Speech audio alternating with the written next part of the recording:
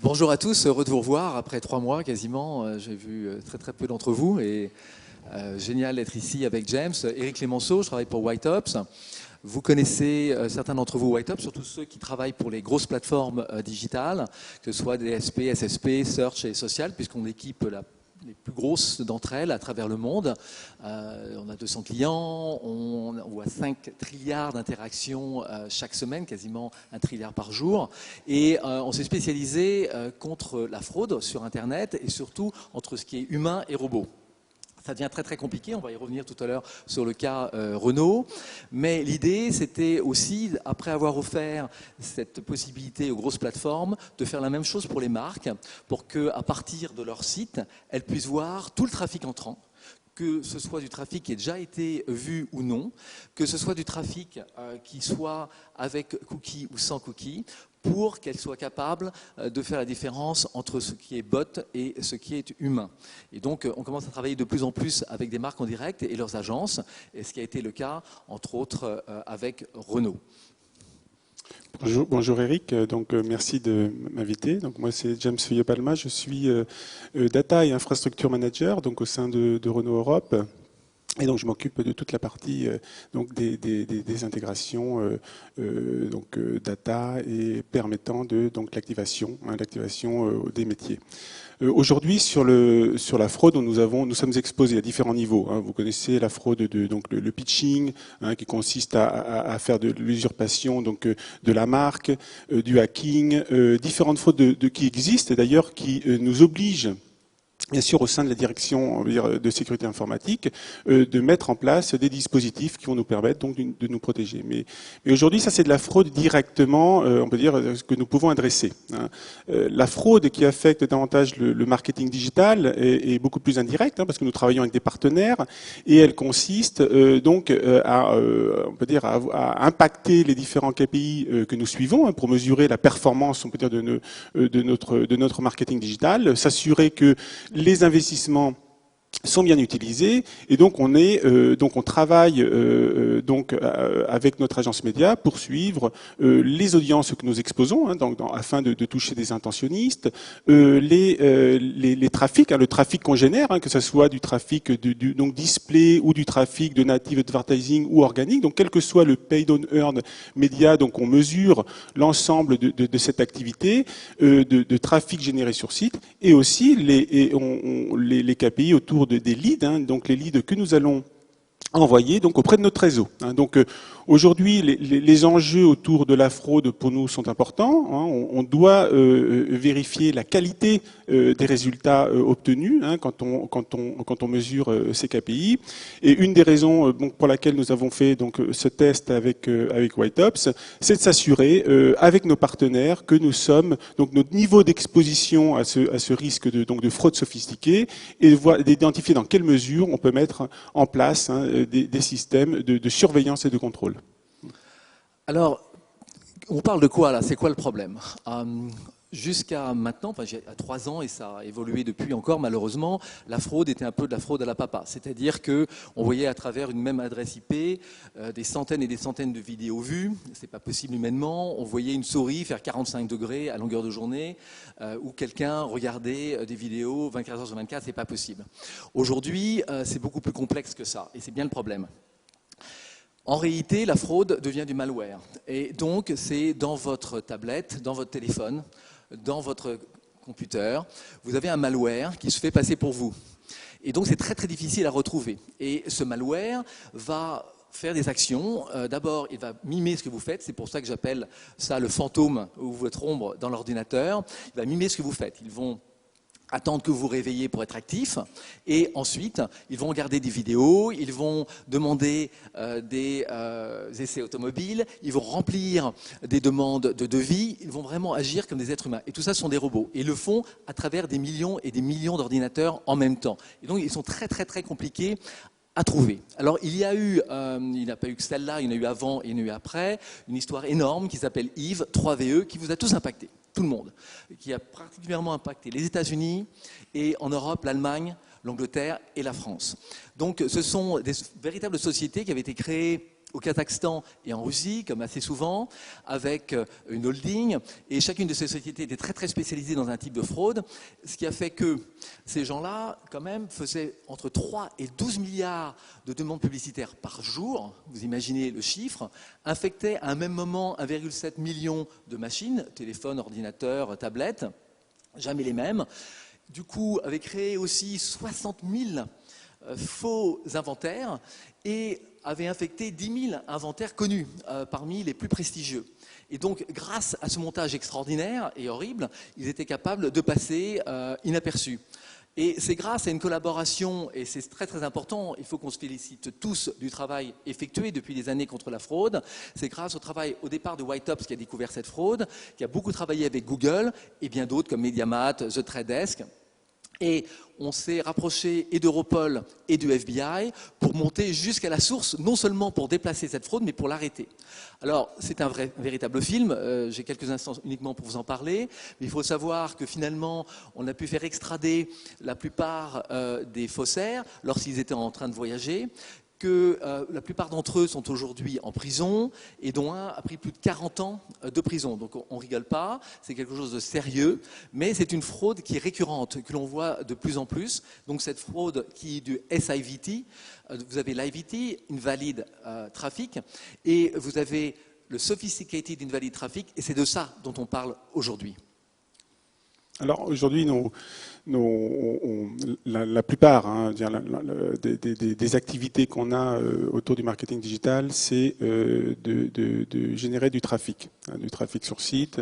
La question qu'on se pose, c'est est-ce que le trafic est de qualité, savoir est-ce que aujourd'hui, quand on draine des activités, des opportunités de business sur notre site, a-t-on des bots ou des humains, Donc ça impacte bien sûr aussi la façon de comment demain on va utiliser les analytics pour identifier quels sont nos intentionnistes sur un modèle donné, les stratégies d'activation d'audience, c'est-à-dire comment demain, quand on fait des extensions d'audience, on va être en mesure d'identifier les bons publics. Et donc on a mis en place, on a choisi deux pays importants en termes de volume de leads et trafic, parce que ce sont des pays en jeu, deux pays dans lesquels on a mis en place le partenariat, donc pour mesurer et auditer le niveau de fraude sophistiquée auquel nous étions exposés. Donc ces deux pays nous ont permis d'avoir des résultats intéressants. La mise en pratique, en tout cas la mise en place, a été relativement simple d'un point de vue technique parce que c'est la pose d'un pixel White Ops, donc ça c'est quelque chose de très rapide. Et aujourd'hui, donc on l'a fait, nous, on a la main sur l'ensemble de nos sites monde, donc on peut poser des pixels directement. Et bien sûr, la partie peut-être un peu plus compliquée a été la mise en place au niveau de la gouvernance, parce qu'on travaille avec notre agence média qui est mandatée pour tous les investissements médias digitaux.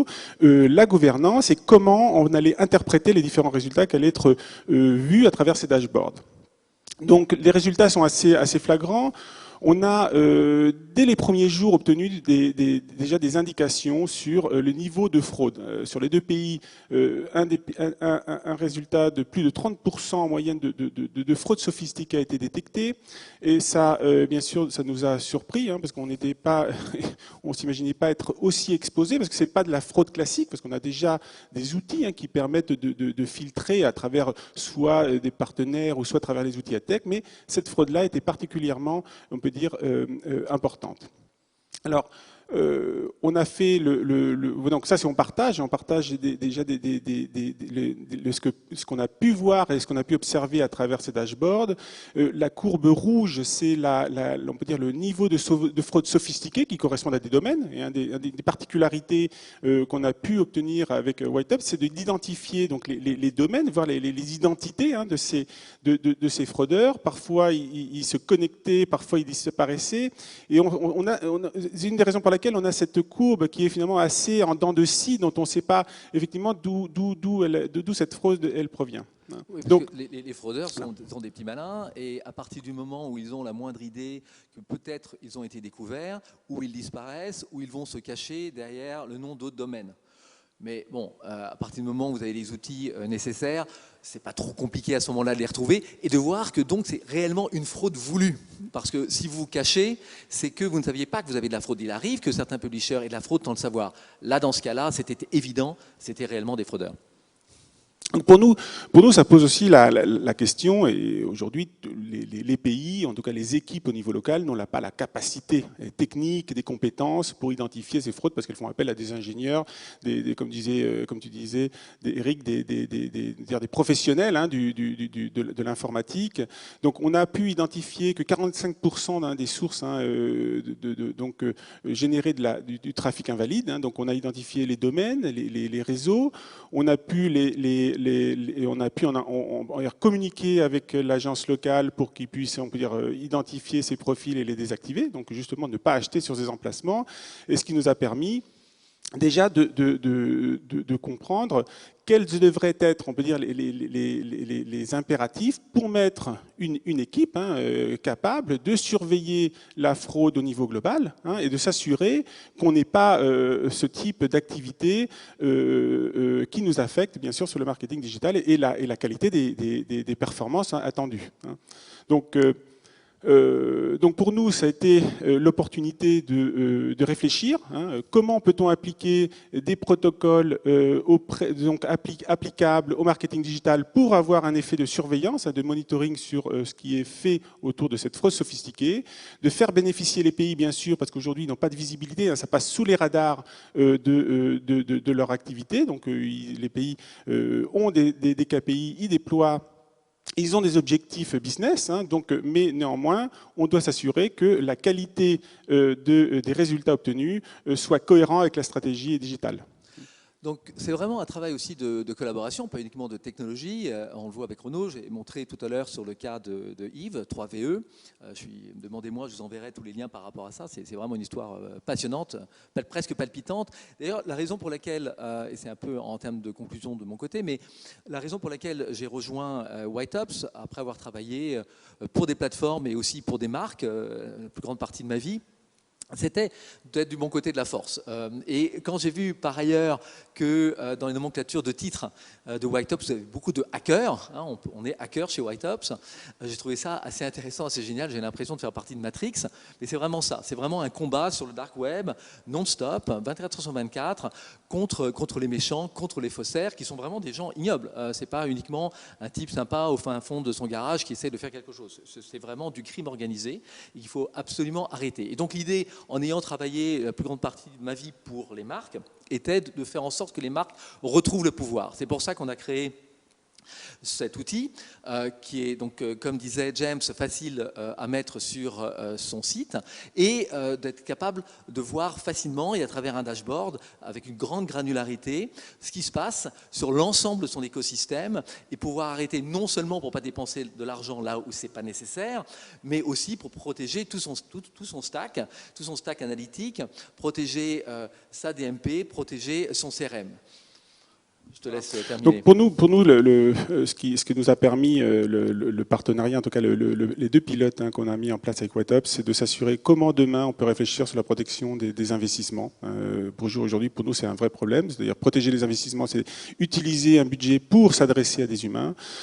Comment est-ce qu'aujourd'hui on s'assure de la qualité de l'analytics, parce qu'aujourd'hui beaucoup de nos stratégies dépendent de la qualité des données qu'on collecte, hein, notre fameux first party data. Donc on veut s'assurer que c'est pas des bots. Hein, aujourd'hui, on considère pas des bots comme des clients, et surtout demain au niveau de la gouvernance, et ça c'est un point pour nous très important, autant nous sommes capables de répondre hein, aux toutes fraudes qui nous affectent directement, mais quand on a différents partenaires comme des agences médias, des solutions tech, comment on les intègre dans une gouvernance pour nous permettre justement d'éviter et de réduire au maximum cette fraude qui, on peut dire, qui porte bien sûr préjudice à la marque et donc à la qualité de nos stratégies marketing digitales.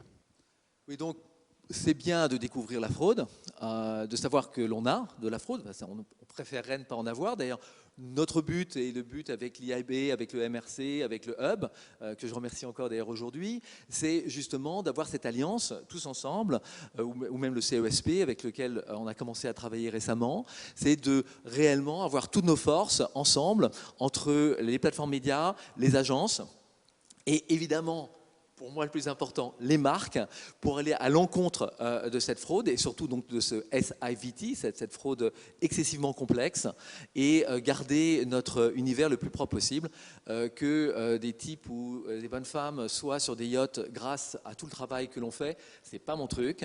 Je veux qu'on garde notre argent pour nous, on a beaucoup de choses à faire avec, beaucoup plus intéressantes. Donc voilà, je vous remercie à tous. Salut.